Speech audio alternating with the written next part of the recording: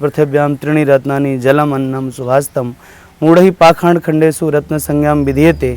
धरती पे यदि जिंदा रहना तो हमें शुद्ध जलवायु, अन्न, फल यही चाहिए जीवन जीने के लिए। और आज दुनिया में इन्हीं सब चीज़ों की बड़ा अभाव होता जा रहा है।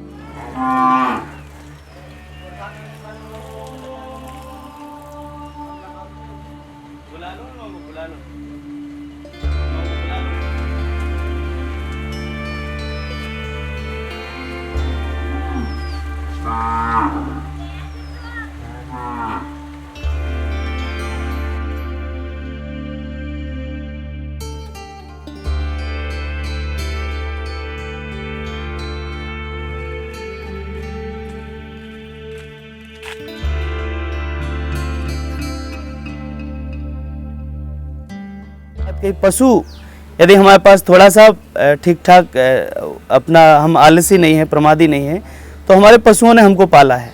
तो ऐसे संकट के दौरान ये वृक्ष और पशुधन निश्चित हमको मदद करते हैं और इन्हीं ने हम लोगों को बचाया है। अभी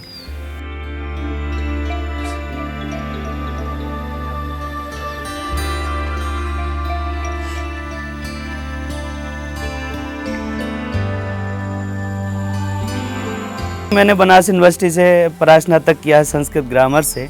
तो मेरे बहुत साथी देश भर में, मेरे सहपाठी, तो मुझसे स्नेह रखते ही हैं। तो जब उनको ये सूचना मिली कि मैंने तस्करों से कुछ गाय छुड़ाई हैं, फिर मेरा एरिया के सूखा से प्रभावित है, मैं मेरे गांव में रह रहा हूं, वो लोग भी यहाँ आए, मुझसे मिले, उनका यहाँ आना हुआ, उन्हें देखा, तो उनके भी दिल में इसके सहयोग की कुछ भावना आई। तो उन सब के सहयोग से, कुछ गाँव के इन सब साथियों के सौजन्य से अभी हम इसको घसीट रहे हैं, बिना पहिए की गाड़ी घसीट रहे हैं।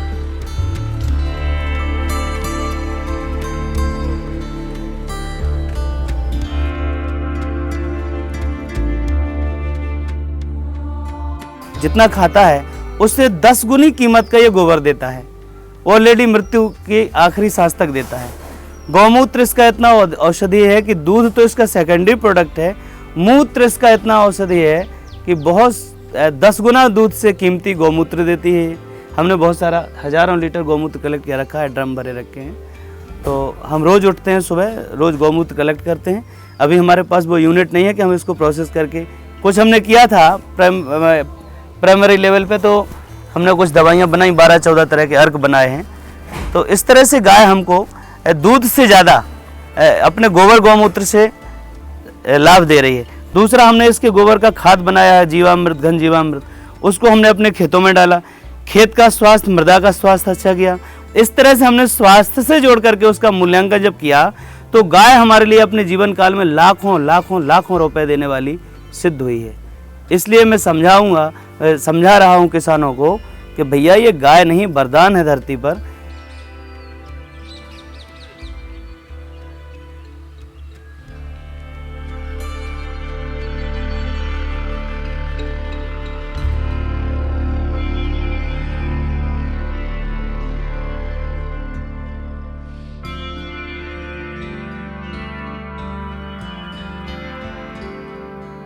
भले ही इसको ज़्यादा पोषाहार नहीं मिलता, लेकिन हमारे पास एक जो फॉरेस्ट का जंगल है, उस फॉरेस्ट लैंड में जाके करदई का जंगल है, उसकी पत्तियां वगैरह, कुछ और भी वनस्पतियां, तो थोड़ा जंगल घूम आती है गाय, थोड़ा घूम फिर के आ जाती है।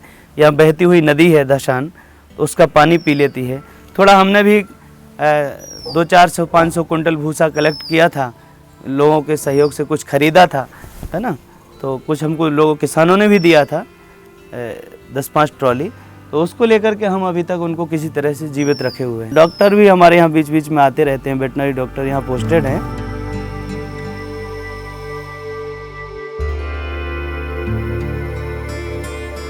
जिनके पास ज़मीन थोड़ा कम है, पशुधन रहा है, अब वो ज़मीन में कुछ हुआ नहीं, अब सिर्फ उन पशुओं में दूध हमेशा तो देते नहीं बेचारे, वो छुटा भी जाते हैं।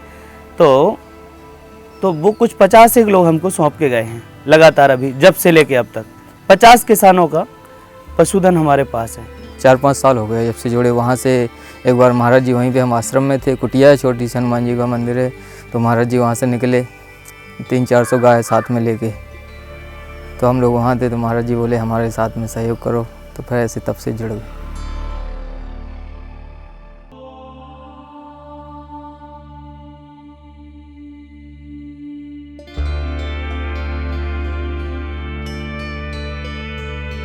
गोबर उठाता हूँ और सुबह से सफाई जैसे महाराज जी के साथ जो कुछ भी होता है यहाँ गायों के लिए, जैसे चारा बाकी कार्यकर्ता लगे हुए हैं, जो कुछ भी काम वो कर लेते हैं, वो निकल जाते हैं, फिर बाकी का काम जो कुछ है हम लोग करते हैं साथ साथ।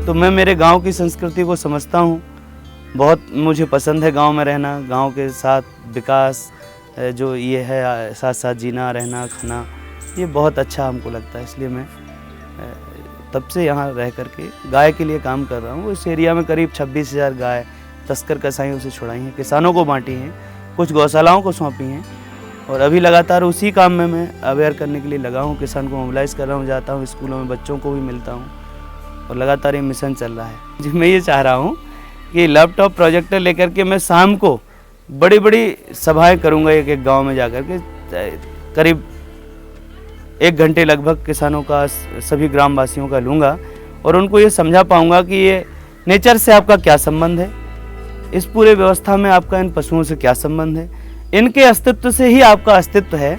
ये मैं उनको तमाम पिक्चर के माध्यम से या और भी जो तैयारी की गई है, नुक्कड़ नाटक या जो तैयार किए गए हैं उनके माध्यम से उनको समझा पाएँ, दिखा पाएँ पर्दे पर कि देखो भाई ये इस तरह से है, ताकि उनको हम सहजता से, सरलता से प्रस्तुति दिखा पाएंगे तो वो उनकी समझ में आ पाएगा ग्रामीण लोगों की। हम जहाँ अपने गांव में रह करके इतनी सैकड़ों लोगों की जिम्मेदारियों को लेकर के यदि हम पूरी ऊर्जा से लगे हैं तो हमें लगता है यदि लोग खड़े हो जाएंगे तो समाधान गाँव में किसान के पास है, जीने का ठीक से समाधान है।